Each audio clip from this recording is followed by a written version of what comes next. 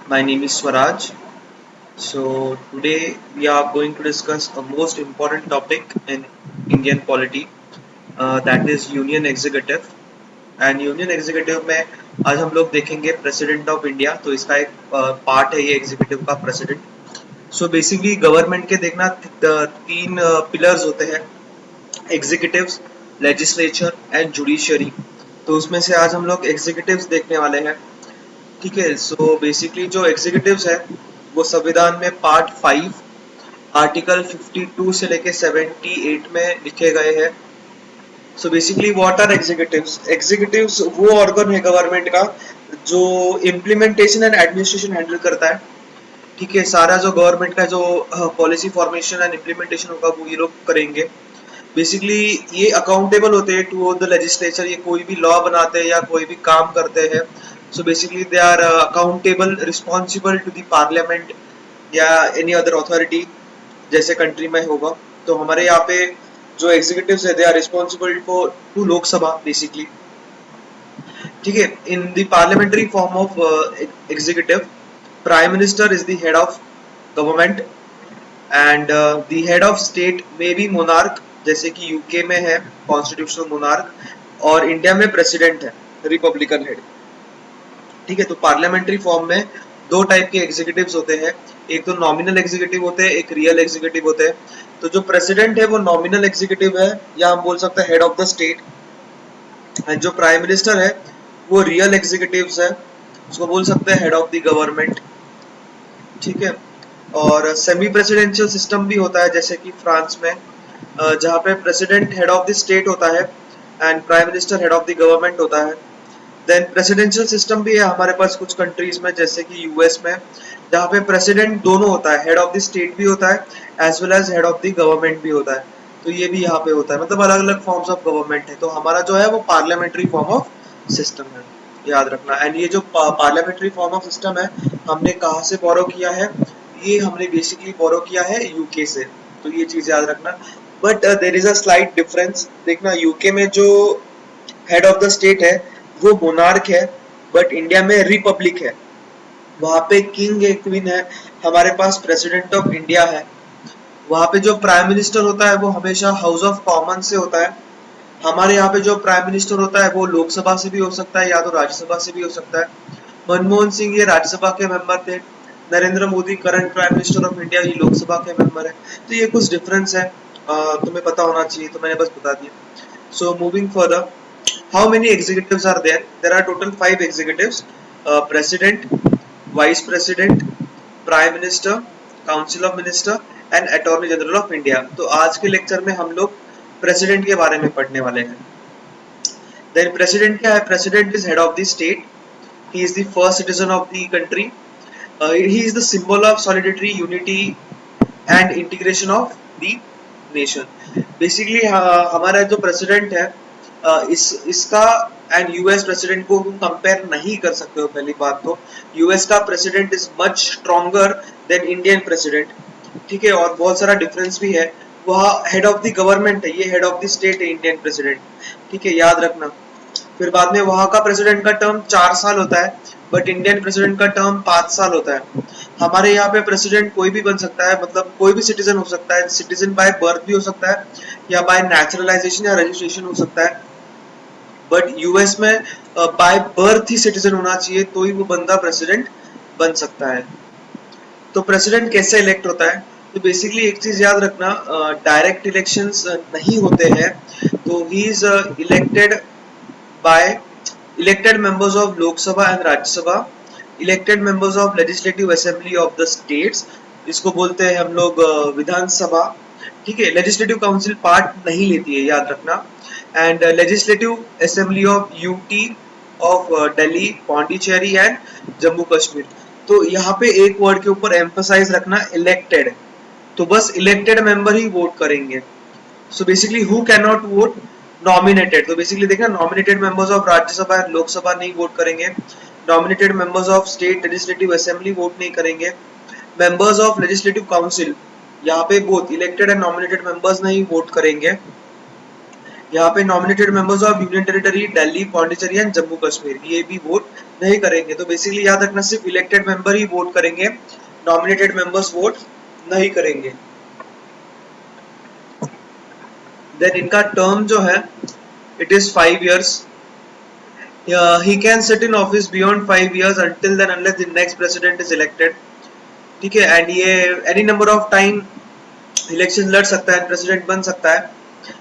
But US में देखना, one person ही can only be serve as a president for 2 terms, that is 4 years, that is total 8 years। जैसे Barack Obama का 2 terms हो चुके थे तो उन्होंने रिजाइन दे दिया, तो वापस वो खड़े नहीं रहते इलेक्शन में।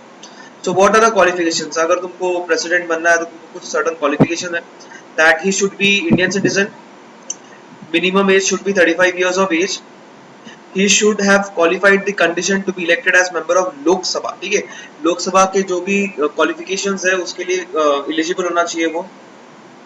he should not hold any office of profit under the central government, state government और public authority, मतलब वो गवर्नमेंट का एम्प्लॉय भी है एंड प्रेसिडेंट भी है, तो ऐसे नहीं हो सकता है। ठीक है, दो कोई जॉब नहीं कर सकता है, अगर वो है भी तो उसको रिजाइन करना पड़ता है before entering the office. Then कुछ conditions है when you become the president of India, that is that president cannot be member of लोक सभा राज्य सभा। अगर कोई लोकसभा का मेंबर प्रेसिडेंट बनता है तो पहले वो लोकसभा की मेंबरशिप से रिजाइन करता है एंड फिर प्रेसिडेंट के ऑफिस में एंटर करता है। ठीक है, तो वो दोनों भी हाउस का मेंबर नहीं हो सकता है। He should not hold any office of profit, dual employment नहीं होना चाहिए। उसके रहने के लिए राष्ट्रपति भवन है और उसके पास से कोई रेंट लिया नहीं जाता है। उसके जो सैलरीज एंड अलाउंसेज है पार्लियामेंट डिसाइड करता है, एंड एक बार डिसाइड करने के बाद उसके टर्म्स के बीच में पार्लियामेंट उसके जो सैलरीज है वो चेंजेस नहीं कर सकता है, रिड्यूस नहीं कर सकता है, यस इंक्रीज कर सकता है, याद रखना, बट कम नहीं कर सकता है। He is given immunity from criminal proceedings, ठीक है, even in respect of his personal acts.